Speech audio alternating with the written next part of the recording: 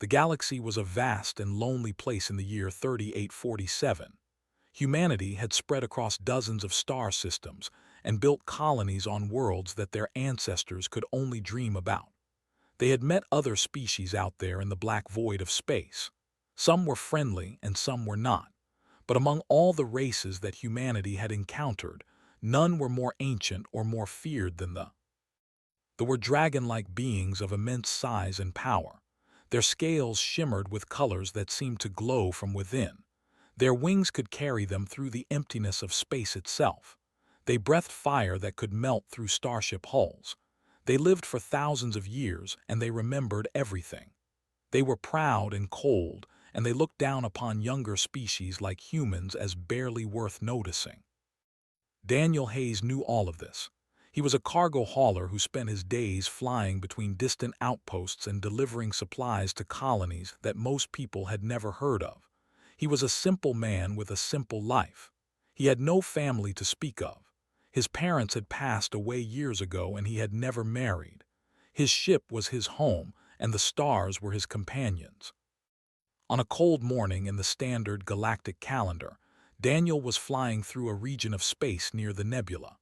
The nebula was beautiful in a dangerous sort of way. Its purple and blue gases swirled like paint in water and hid all sorts of hazards within. Most pilots avoided this area, but Daniel had been flying these routes for 20 years, and he knew the safe paths through. That was when his sensors picked up a distress beacon. The signal was weak and fatting. Daniel almost missed it entirely, but something made him turn his ship toward the source, something he could not explain. He followed the beacon through the swirling gases until he came upon a sight that made his heart sink. A vessel floated in pieces before him. The elegant ship had been torn apart by weapons fire. Debris scattered across hundreds of kilometers. The attack had been brutal and thorough. Whoever had done this had wanted no survivors. Daniel guided his ship carefully through the wreckage. He did not expect to find anyone alive. They were tough, but no one could survive this kind of destruction. He was about to turn away when his sensors detected something impossible. A life sign, faint but present. He found the source floating among the debris. It was a survival pod, small and dented but still functional. Daniel used his ship's mechanical arm to pull the pod into his cargo bay. He pressurized the bay and rushed down to see what he had found. The pod hissed as he opened it. Inside was something he never expected to see. A child. A hatchling barely 3 cycles old by his estimate. Her scales were a deep emerald green with flecks of gold scattered across them like stars in the night sky. Her wings were tiny and folded against her back. She was unconscious but breathing. Daniel stood there for a long moment just staring at her. He had never seen a child before. He did not even know they could be this small. She looked almost fragile, which seemed impossible for a species known for their strength and ferocity.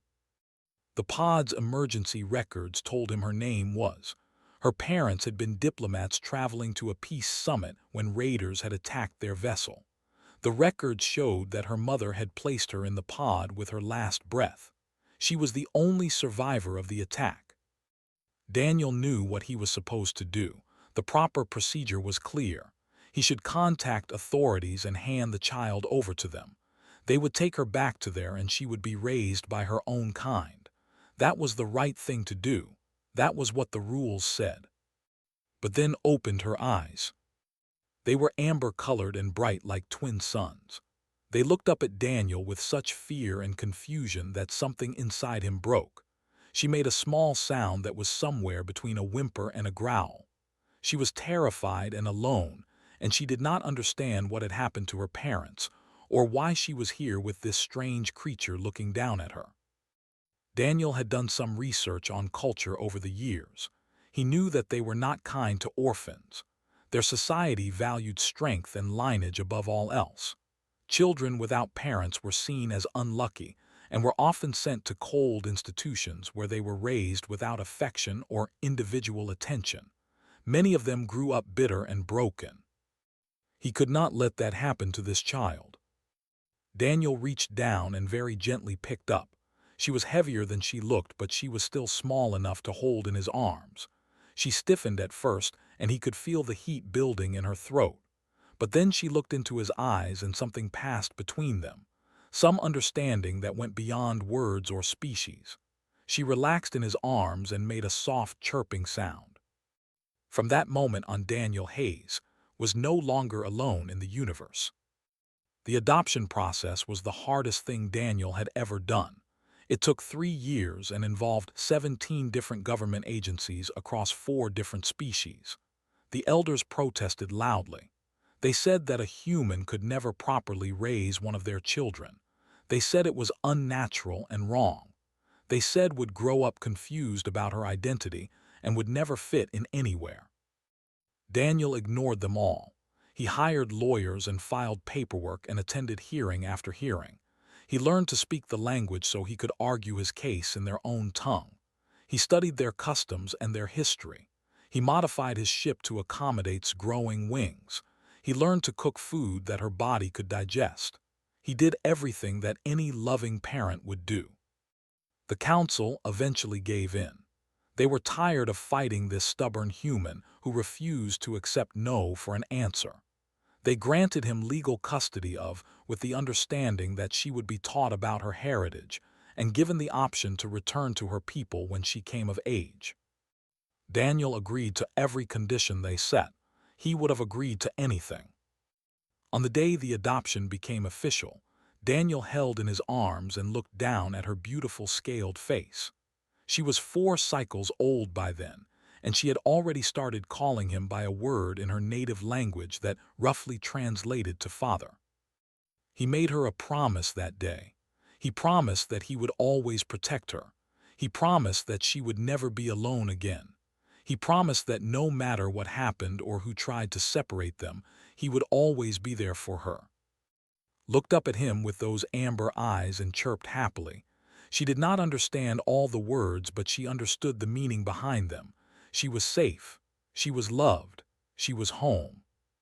And Daniel Hayes had become a father. The colony world of New Montana was a quiet place where humans had built a life far from the crowded cities of Earth. Rolling hills covered in blue-tinted grass stretched toward distant mountains. The sky was a soft lavender color during the day and filled with 3 small moons at night. It was a peaceful world where farmers grew crops and families raised their children in safety. This was where Daniel Hayes chose to settle with his daughter. He gave up his life as a cargo hauler because he knew that a child needed stability. He bought a small house on the edge of the main settlement and took a job at the local shipping depot. The pay was less than what he had made flying between stars, but he did not care. He was home every night to tuck into her specially designed bed. He was there every morning to make her breakfast. That was what mattered. Grew quickly as children do. By the time she was 6 cycles old, she was already as tall as Daniel. Her wings had grown large enough that she could glide short distances. Her scales had deepened to a rich forest green that seemed to shift in the light. She was beautiful in a way that made people stop and stare whenever she walked through town. Daniel enrolled her in the local school because he believed that education was important. The school had never had a student before. In fact, most of the 200 children who attended had never even seen a in person. Was different from everyone else, and children have a cruel way of pointing out differences. The first year was hard. Came home crying almost every day. The other children called her names. They called her a monster and a freak and a beast. They ran away screaming when she came near them. They told her that she did not belong here and that she should go back to wherever she came from. Did not understand why they hated her so much. She had never hurt anyone. She had never even threatened anyone. She just wanted to learn and make friends like everyone else. But her scales and her wings and her size made the other children afraid of her, and fear often turned into cruelty. Daniel held her close on those difficult nights. He wiped away her tears even though they were hot enough to sting his skin. He told her that she was not a monster. He told her that she was the most beautiful and wonderful creature in the entire galaxy. He told her that the other children were just scared of what they did not understand, and that one day they would see how amazing she truly was. There were practical challenges, too. Wings were too large for the standard desks in the classroom. Daniel spent a weekend building a special chair for her that allowed her wings to rest comfortably while she worked. Her fire glands sometimes acted up when she was stressed or embarrassed. Once she accidentally set her homework on fire when a teacher called on her unexpectedly. The other parents complained that she was dangerous and demanded that she be removed from the school. Daniel attended every meeting and defended his daughter fiercely. He reminded them that had never hurt anyone and that accidents happen to all children. He reminded them that education was a right for all citizens of the colony, regardless of species. He reminded them that fear and ignorance were not valid reasons to exclude a child from learning. The school board eventually sided with him, but it was a close vote. Things began to change when was 9 cycles old. A human boy named Christopher Cole stood up for her when other children were being cruel. He told them to leave her alone and that she was his friend. It was a small act of kindness, but it meant everything too. She and Christopher became close friends after that. He taught her human games, and she taught him stories that Daniel had learned from books and recordings. Other children slowly began to follow Christopher's example. They realized that was not scary at all once they actually talked to her. She was funny and kind, and she helped them with their homework. She could fly them on her back across the schoolyard, which was the most exciting thing any of them had ever experienced. By the time she was 12 cycles old, had a small group of loyal friends who did not care that she was different. Daniel worked hard to make sure understood both sides of her heritage. He took her to visit cultural centers on other worlds so she could learn about her biological people. He cooked traditional meals, even though they took hours to prepare and required ingredients that were expensive and hard to find.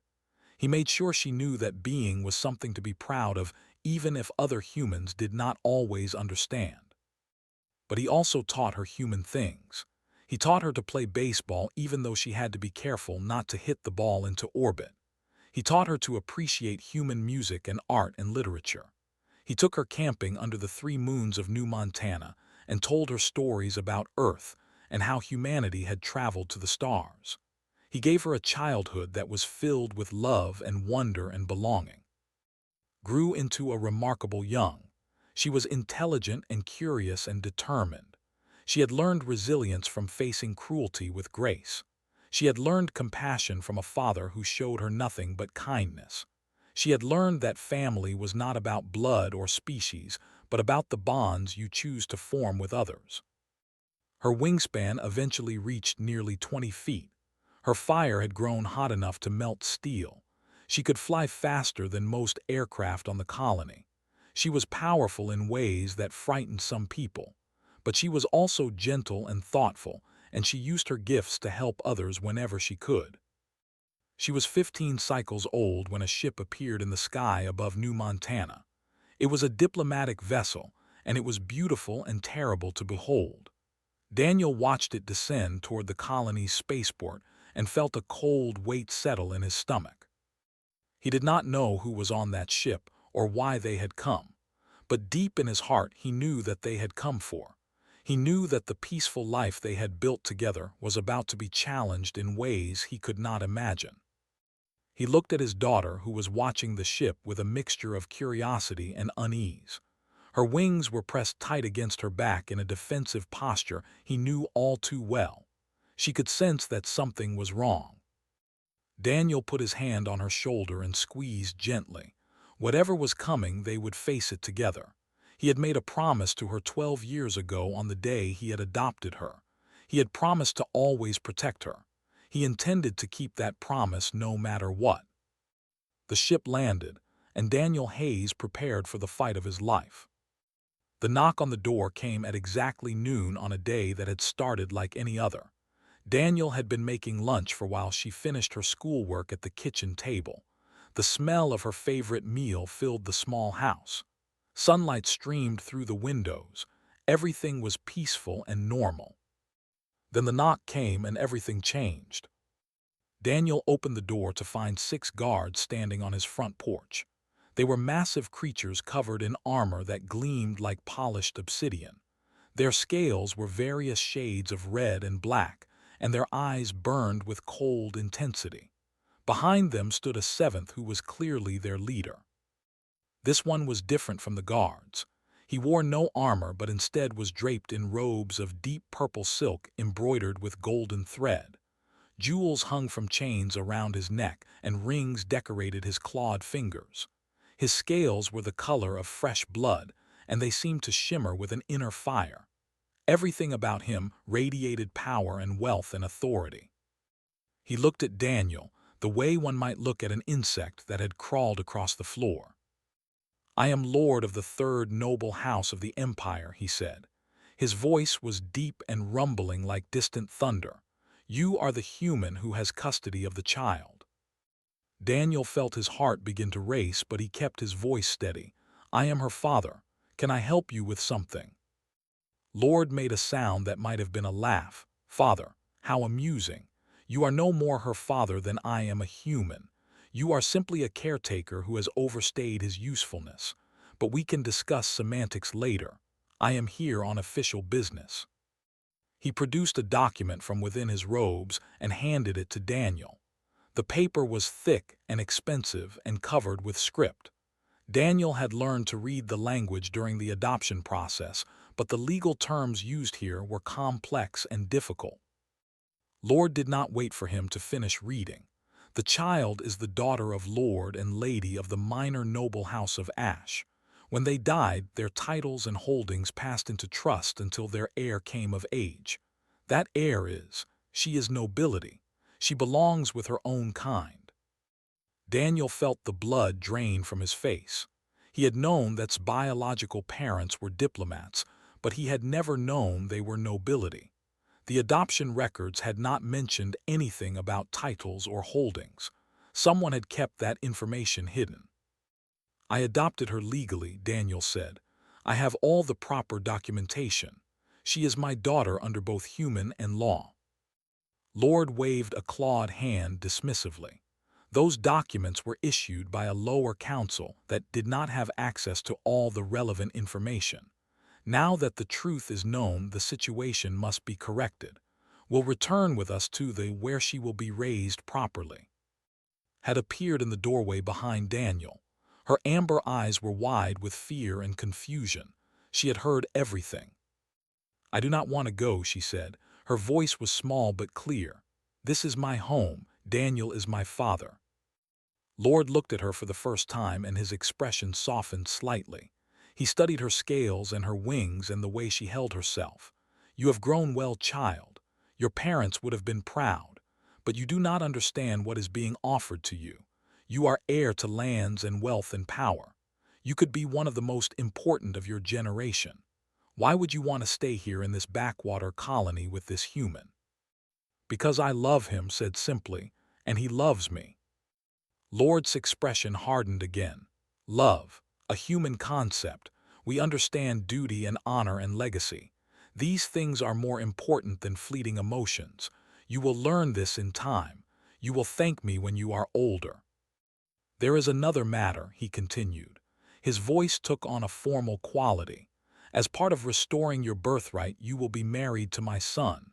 This union will merge our 2 houses and settle territorial disputes that have lasted for centuries. It is a great honor." Daniel stepped forward. His hands were shaking, but his voice was steady. "She is 15 cycles old. She is too young to be married to anyone." "She will come of age in 3 cycles," Lord replied. "The marriage will take place then. Until that time she will live on our and learn the ways of our people. She will be educated properly. She will learn to be a lady of the nobility." "What if she refuses?" Daniel asked. "She cannot refuse. This is law. This is tradition that has existed for 10,000 years. A child does not get to choose her own destiny. That is decided by those who know better." Lord looked at Daniel with something approaching pity. "You have been a useful guardian human. You kept her alive and healthy until she could be returned to us. For that you have our thanks. but your role in her life is over now. She belongs to us." He gestured to his guards. "Collect the child. We leave within the hour." The guards began to move forward. Shrank back behind Daniel, her wings pressed tight against her back. She was trembling. All her strength and all her fire meant nothing against the fear she felt in that moment. These strangers wanted to take her away from everything she knew and everyone she loved. Daniel did not move from the doorway. He was just a middle-aged human with no weapons and no armor and no special abilities. He was nothing compared to these ancient and powerful beings. He knew that if they wanted to, they could simply push him aside like a leaf in the wind. But he did not move. "No," he said. Lord blinked. His guards stopped in their tracks. No one spoke for a long moment. "I beg your pardon," Lord said slowly. "I said no." Daniel's voice was calm, but there was something in it that had not been there before, something hard and unyielding like stone. "You are not taking my daughter. Not today. Not ever." Lord stared at him as if he had grown a second head. "Do you understand what you are doing, human? You are defying the will of a noble house. You are interfering with law. The consequences for such actions are severe." "I understand perfectly," Daniel replied, "and my answer is still no." He turned to look at. His eyes were soft and filled with love. Then he turned back to Lord and his eyes became hard as diamonds. "She is my daughter," Daniel said, "and you will have to go through me to take her." Lord stood in silence for a long moment. His crimson scales seemed to darken as anger built within him. No one had ever spoken to him this way. He was a lord of one of the great noble houses. He commanded armies and controlled territories that spanned entire star systems.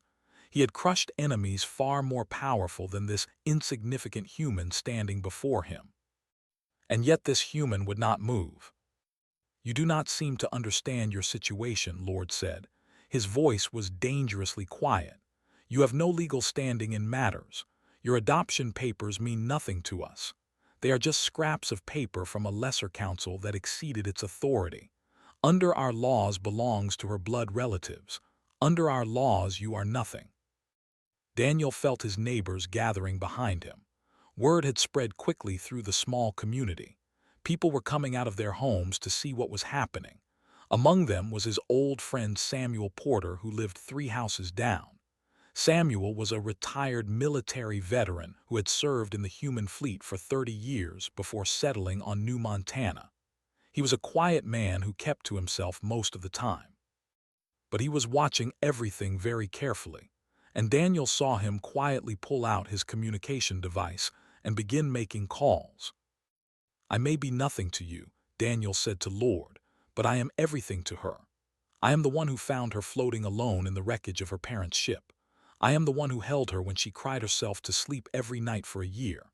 I am the one who taught her to read and write and control her fire. I am the one who was there for every nightmare and every triumph and every ordinary day in between. You may have laws and traditions that say otherwise, but I am her father. And a father protects his children." Lord's patience finally snapped.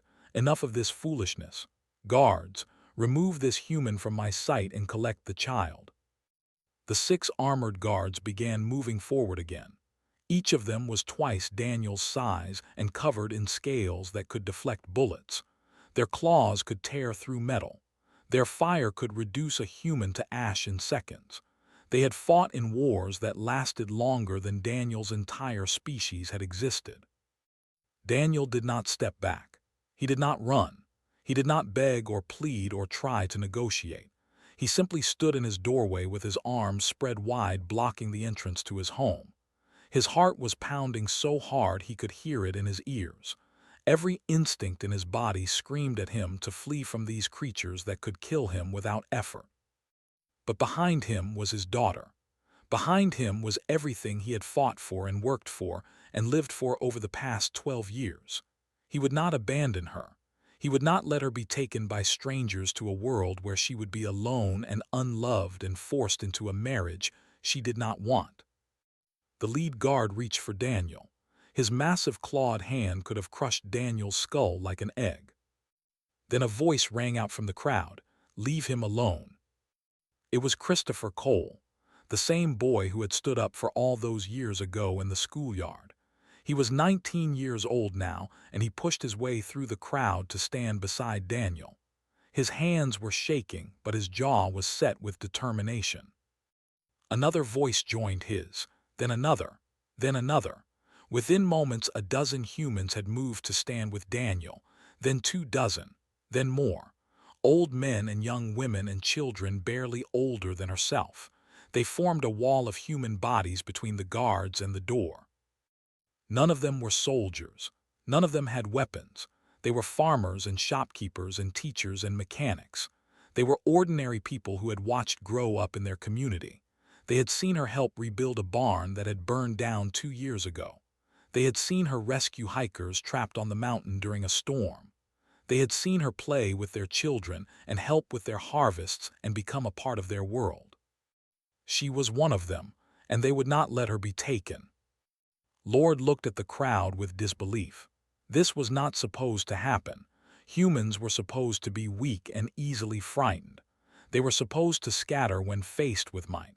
They were not supposed to stand together like this. "What is the meaning of this?" he demanded. "This is an internal matter. It does not concern any of you." Samuel Porter stepped forward. He was 70 years old, and his hair was and his face was lined with age. But his eyes were sharp, and his voice carried the authority of a man who had commanded starships. "It concerns all of us," Samuel said. "That girl is part of our community. We watched her grow up. We saw her father work himself to exhaustion to give her a good life. We saw her overcome cruelty and prejudice to become someone we are all proud of. You want to take her away from all of that. You want to take her away from the only father she has ever known. We will not allow it." "You will not allow it," Lord repeated incredulously. "You are humans. You have no authority here." "We have the authority of people who care about their neighbors," Samuel replied. "We have the authority of people who know that what you are doing is wrong. We may not have your strength or your fire or your ancient laws, but we have something you do not seem to understand. We have each other." The sound of engines filled the air. Everyone looked up to see 3 human military vessels descending through the lavender sky. They were heavy cruisers armed with weapons that could level a city. They landed in the open field beside Daniel's house, and soldiers began pouring out of them. Within minutes, the street was filled with armed men and women in military uniforms. A woman in the uniform of a diplomat stepped forward. Her name was Price, and she had been sent by the colonial government as soon as Samuel's message had reached the capital.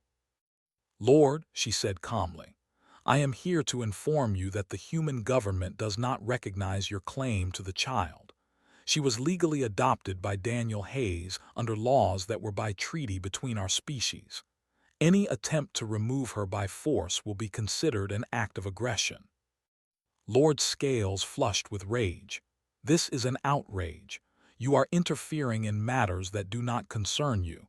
The Empire will not forget this insult." "Then we will deal with the consequences," replied, "but stays here with her father." Daniel turned to look at who was still standing in the doorway behind him. Her amber eyes were filled with tears, but she was no longer trembling.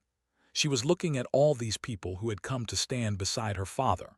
All these humans who were willing to face the wrath of an empire for her sake. She had never felt so loved in her entire life. Daniel reached out and took her hand. His skin was soft compared to her scales, but his grip was strong and warm. "You are safe now," he whispered to her. "I promised you that I would always protect you. I meant it." Lord stood surrounded by humans who were not afraid of him. His guards shifted nervously. This was not how things were supposed to go. This was not how the universe was supposed to work. "This is not over," Lord said finally. "We will pursue this through proper channels. We will take this to the highest courts. We will not rest until justice is served." Then he turned and walked back toward his ship with his guards following close behind.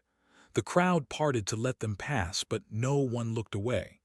They all watched until the vessel lifted off and disappeared into the sky. Daniel let out a breath he did not realize he had been holding. His legs felt weak and his hands were shaking, but he was still standing, and so was his daughter. The standoff had begun. The weeks that followed were the most difficult of Daniel's life. What had begun as a confrontation in front of his home had grown into an interstellar crisis that threatened the peace between two great civilizations. Lord had returned to thee and demanded action from the Imperial Council. He claimed that humans had insulted the honor of a noble house and ancient laws that had existed for thousands of years. He demanded that the Empire use all its power to retrieve and punish those who had interfered. The human government refused to back down. They cited the legal adoption and its own stated wishes. They pointed out that forcing a child into a marriage against her will was considered barbaric by human standards. They accused thee of treating people as property rather than individuals with rights. The two sides exchanged threats through diplomatic channels. The threatened economic sanctions that would cripple human trade routes. The humans threatened to close their shipping lanes to vessels. Both sides began moving warships toward strategic positions. News networks across the galaxy reported that war between humans and was becoming more likely by the day. Daniel and were moved to a secure facility for their protection. Armed guards watched over them around the clock. Diplomats and lawyers came and went at all hours. The small, quiet life they had built together seemed like a distant memory. Through it all, Daniel stayed by side. He played cards with her to pass the time. He helped her with her studies even though the lessons seemed unimportant compared to what was happening outside. He told her stories about his childhood on Earth and about the adventures he had as a young cargo hauler. He made her laugh when she wanted to cry, and he held her when she could not hold back the tears. One night asked him a question that had been weighing on her heart. "Why did you do it?" she said. "You could have just let them take me. It would have been easier for everyone. You would not be in danger. The colony would not be in danger. Two civilizations would not be on the brink of war, all because of me." Daniel looked at his daughter in the dim light of their secure room. She was nearly as tall as him now, and her wings filled most of the space. Her scales gleamed with the deep green color he had come to love so much. Her amber eyes held a sadness that broke his heart. "Do you remember when I found you?" he said softly. "You were so small. You fit in my arms like you belonged there. You looked up at me with those big amber eyes, and I knew right then that I would never let anything bad happen to you." Nodded. She remembered that moment even though she had been very young. She remembered the warmth of his arms and the gentle sound of his voice. "You are my daughter," Daniel continued. "That is not just a piece of paper. That is not something they can take away with laws or threats.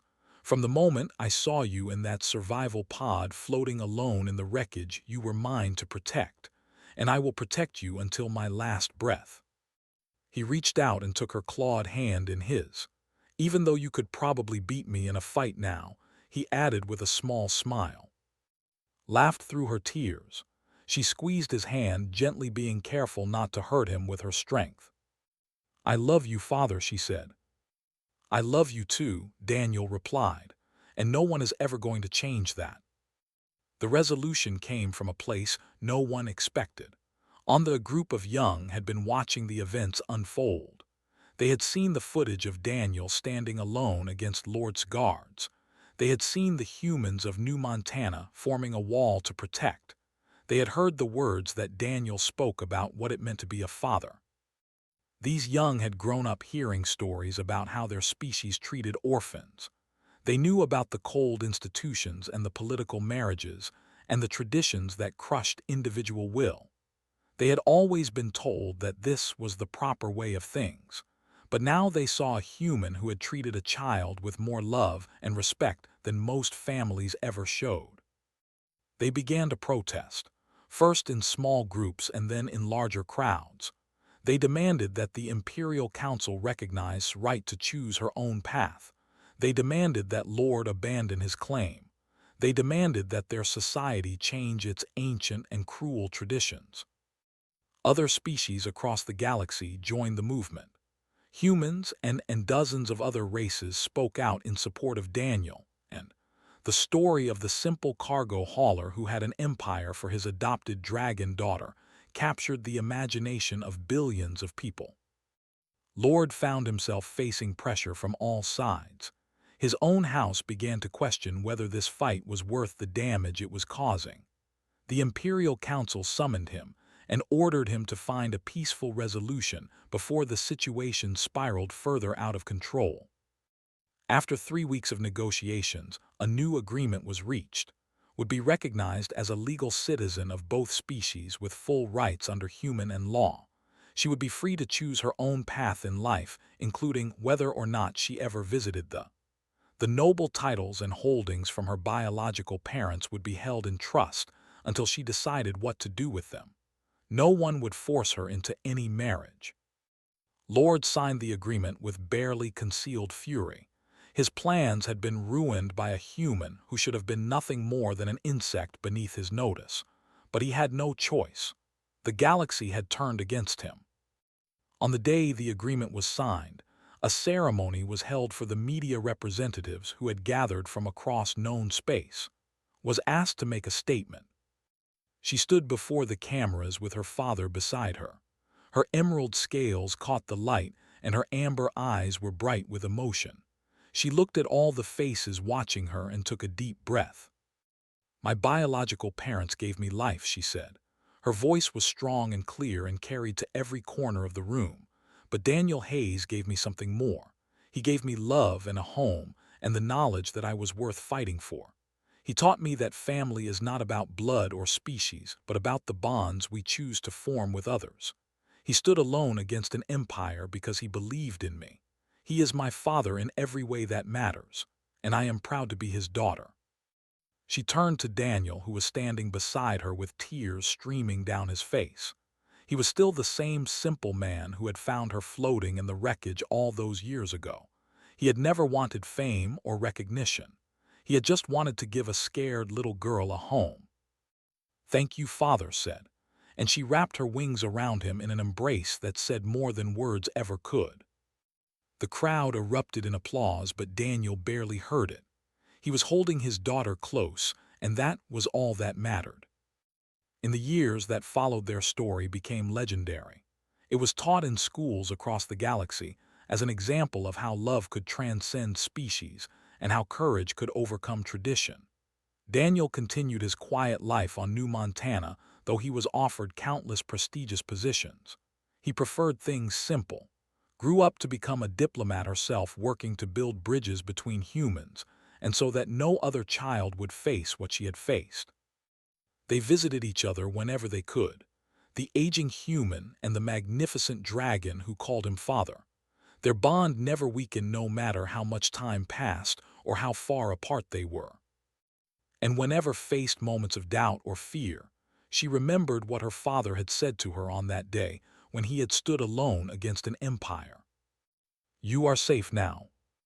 Those words would always be true, because her father had made them so, not with strength or power or ancient laws, but with something far more powerful: love.